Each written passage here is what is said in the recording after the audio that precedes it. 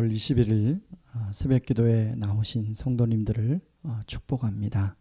오늘 말씀은 잠언 11장 16절에서 31절 말씀까지입니다. 제가 16절부터 31절까지 읽겠습니다. 유덕한 여자는 존영을 얻고 근면한 남자는 재물을 얻느니라. 인자한 자는 자기 영혼을 이롭게 하고 잔인한 자는 자기의 몸을 해롭게 하느니라. 악인의 싹은 허무하되 공의를 뿌린 자의 상은 확실하니라. 공의를 굳게 지키는 자는 생명에 이르고 악을 따르는 자는 사망에 이르느니라.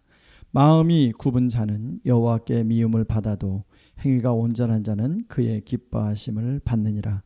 악인은 피차 손을 잡을지라도 벌을 면하지 못할 것이나 의인의 자손은 구원을 얻으리라. 아름다운 여인이 삼가지 아니하는 것은 마치 돼지코에 금고리 같으니라. 의인의 소원은 오직 선하나 악인의 소망은 진노를 이루느니라. 흩어 구제하여도 더욱 부하게 되는 일이 있나니 과도히 아껴도 가난하게 될 뿐이니라. 구제를 좋아하는 자는 풍족하여 질 것이요 남을 윤택하게 하는 자는 자기도 윤택하여 지리라. 곡식을 내놓지 아니하는 자는 백성에게 저주를 받을 것이나 파는 자는 그의 머리에 복이 임하리라. 선을 간절히 구하는 자는 은총을 얻으려니와 악을 더듬어 찾는 자에게는 악이 임하리라. 자기의 재물을 의지하는 자는 패망하려니와 의인은 푸른 잎사귀 같아서 번성하리라. 자기 집을 해롭게 하는 자의 소득은 바람이라. 미련한 자는 마음이 지혜로운 자의 종이 되리라. 의인의 열매는 생명나무라. 지혜로운 자는 사람을 얻느니라. 보라, 의인이라도 이 세상에서 보응을 받겠거든 하물며 악인과 죄인이리요. 아멘. 오늘 말씀 제목은 그 앞에 있는 기쁨을 위하여 라는 제목으로 말씀을 나누겠습니다. 오늘 본문은 의인과 악인의 대조를 통해서 우리가 어떠한 삶을 살아가야 할지를 교훈하고 있습니다. 예를 들면 잠언 11장 19절에 보면 공의를 지키는 자는 생명에 이르고 악을 따르는 자는 사망에 이른다. 또 11장 23절에 보면 의인의 소원은 오직 선하나 악인의 소망은 진노를 이룬다. 27절에 보면 선을 간절히 구하는 자는 은총을 얻으려니와 악을 더듬어 찾는 자에게는 악이 임하리라는 말씀이 계속 악인과 의인, 의인과 악인이 대조되어 나옵니다. 일반적으로 사람은 모두가 악인이 아니라 의인의 삶을 살고 싶어하는 마음이 다 있지요. 그런데 어떤 사람은 의인의 삶을 살고 어떤 사람은 악인의 삶을 살고 어떻게 그렇게 될 수 있겠어요? 우리는 삶 속에서 여러 가지 상황을 만나게 되는데요. 그 상황 속에서 우리는 어떻게 해야 되지? 어떤 선택을 해야 지혜로운 선택이지? 그리고 어떤 선택은 나한테 유익하지? 라고 늘 우리는 묻고 그 기준에 따라서 그것을 선택하게 됩니다. 대부분의 사람들은 당장 나에게 유익이 되고 손해를 보지 않는 것을 선택하게 되죠. 이렇게 되면 나도 모르게 점점 어떤 내 기준이 그것이 선택의 결과로 나오게 됩니다. 그러나 어떤 사람은 지금 당장 손해인 것처럼 보이지만 하나님 보시기에 유익이 된다면 그것을 택하는 사람이 있습니다.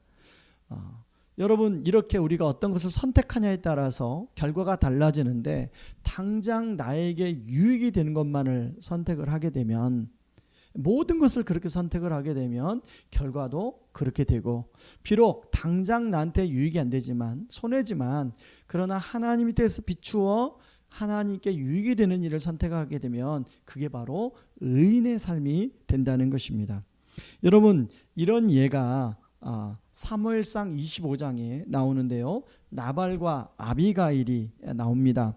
두 사람은 부부입니다. 그런데 부부지만 동일한 상황에서 전혀 다른 선택을 하게 되죠. 사무엘상 25장 3절에 보면 이렇게 나옵니다. 그 사람의 이름은 나발이요 그의 아내의 이름은 아비가일이라. 그 여자는 총명하고 용모가 아름다우나 남자는 완고하고 행실이 악하며 그는 갈렙 족속이었더라. 그 당시 다윗이 사울 왕에게 쫓겨다니는 상황이었습니다. 그렇지만 그런 상황 속에서도 다윗은 이스라엘 사람들 서민들을 많이 도와줬습니다. 그 가운데 바로 나발의 양을 치는 목자들도 다윗이 도와줬습니다. 이제 양을 치게 되면 양털을 깎는 날이 있는데 그때는 큰 잔치가 베풀어지는데요. 다윗은 그렇게 큰 잔치가 베풀 때는 이제 여러 가지 풍요로우니까 자기들이 먹을 수 있는 양식을 좀 얻을 수 있겠다 하고 사람들을 보냅니다. 그런데 나발은 그 소식을 듣고 다윗이 보낸 일행을 문전박대하죠. 오히려 그들을 향하여 온갖 저주스러운 말로 이야기합니다. 그때 그 이야기를 들은 다윗은 너무나 화가 났죠. 우리가 평상시에 도와줬는데 어떻게 그럴 수가 있는가. 그래서 화가 나서 이제 군사들을 보내요. 나발과 나발의 집에 있는 모든 남자들을 다 죽이려고 좀 하고 있습니다. 그 소식을 들은 아비가일은 급하게 여러 음식을 준비해 가지고 지름길을 통해서 바로 나발을 향하여 가고 있는 다윗을 만납니다. 그리고 그 음식을 주고 자기가 용서를 구하는 내용이 나옵니다. 다윗은 이런 아비가일의 모습을 보고 화가 풀리는데요. 그리고 나발의 집을 향한 공격을 멈추게 됩니다. 그렇다면 아비가일은 어떻게 이런 행동을 할 수 있었을까요? 사무엘상 25장 28절 29절에는 이렇게 나옵니다. 주의 여종의 허물을 용서하여 주옵소서. 여호와께서 반드시 내 주를 위하여 든든한 집을 세우시리니 이는 내 주께서 여호와의 싸움을 싸우심이요 내 주의 일생에 내 주에게서 악한 일을 찾을 수 없음이니이다. 사람이 일어나서 내 주를 쫓아 내 주의 생명을 찾을지라도 내 주의 생명은 내 주의 하나님 여호와와 함께 생명싸개 속에 쌓였을 것이요 내 주의 원수들의 생명은 물매로 던지듯 여호와께서 그것을 던지시리다. 여러분, 아비가일은 하나님을 경외하는 여인이었음을 알 수가 있습니다. 비록 지금은 다윗이 도망을 다니지만 아비가일이 생각할 때 반드시 이 다윗을 위하여 하나님께서 든든한 집을 세우게 될 것이라고 아비가일은 이야기하고 있습니다. 그리고 지금 다윗이 이 사울에게 도망 다니면서 이런 것들을 바로 하나님의 싸움을 싸운다고 이야기하고 있습니다. 자, 여러분, 아비가일은 다윗 편에 서게 된 것은 바로 하나님이 다윗을 향하여 서 있다는 것을 아비가일은 알았습니다. 그런 측면에서 아비가일은 오늘 잠언 11장 16절에 보면 유덕한 여자라고 나오는데요. 이 유덕한이라는 말은 헨이라는 말로 은총이나 은혜를 베푸는 사람입니다. 아비가일은 평상시에 다윗과 다윗의 사람들이 자기 집안의 목자들을 돕는다는 얘기를 들었을 것입니다. 그래서 아비가일은 그 은혜를 다윗에게 베풀고 있죠. 그런가 하면 22절에 잠언 11장 22절에 해당이 되는 여인임을 알 수 있는데 22절에 이렇게 나옵니다. 아름다운 여인이 삼가지 아니하는 것은 마치 돼지코의 금고리 같으니라 라고 나옵니다. 여기서 삼가다라는 말은 팜이라는 말로 판단력이 있는, 분별력이 있는 이라는 말입니다. 아비가일은 아주 분별력이 뛰어난 사람이라는 것을 알 수 있고 판단력이 옳은 사람이라는 것을 알 수 있지요. 여러분, 오늘 또 우리는 여러 가지 상황을 만나게 될 것입니다. 당장 나에게 유익인가 손해인가를 생각하고 행동에 옮기게 될지도 모릅니다. 그러나 당장 손해인 것처럼 보이지만 아비가일처럼 하나님의 관점에서 보면 그것이 길게 볼 때 유익하다는 것을 우리는 생각해야 할 것입니다. 오늘 말씀을 아비가일을 본받아 분별력을 가지고 살자 이렇게 결론을 내리고 말씀을 마칠 수 있지만 여러분, 아비가일을 포함한 우리 모두는 다 불완전한 존재입니다. 여러분, 아비가일보다 더 완전하고 이것을 이미 이루시고 보여주신 분이 있습니다. 여러분, 히브리서 12장 2절에 보면 이렇게 나옵니다. 믿음의 주요 또 온전하게 하시는 이인 예수를 바라보자. 그는 그 앞에 있는 기쁨을 위하여 십자가를 참으사 부끄러움을 개의치 아니하시더니 하나님 보좌 우편에 앉으셨느니라. 예수님은 십자가에서 그 앞에 있는 기쁨을 위해 당장 마주한 십자가의 부끄러움을 개의치 아니하시고 참으셨습니다. 십자가에서 당하는 여러 가지 손해들을 기꺼이 감당하셨습니다. 여러분, 여기서 부끄러움이 구체적으로 무엇일까요? 바로 육체적인 벌거벗음에서 오는 수치도 있을 것이고, 죄인이 아닌데 죄인으로 불리고 취급받는 인격적인 모독함도 있을 것이고, 가장 흉악한 죄인이라며 저주받을 사람이라고 하는 그런 온갖 질타들이 있을 것입니다. 온갖 비난들이 있을 것입니다. 주님은 이미 우리가 당해야 될, 이런 우리가 일상에서 당해야 될 모든 부끄러움과 수치와 비난과 저주와 모욕을 다 당하셨습니다.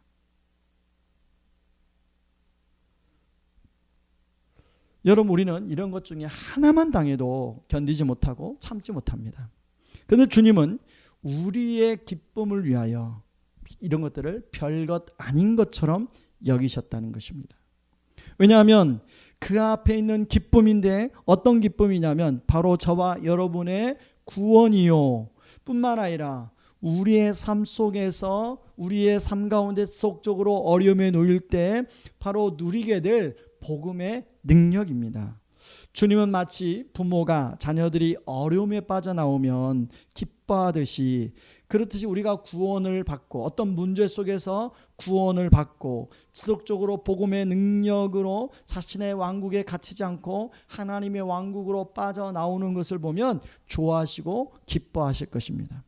오늘 하루 우리 앞에 펼쳐진 그런 선택의 상황 속에서 여러분, 이미 예수님이 우리를 위하여 이루어 주신 그 십자가의 부끄러움을 참으신 것을 생각하고 여러분도 그 앞에 있는 기쁨을 위하여 살아가는 그런 하루가 되기를 주님의 이름으로 축원합니다.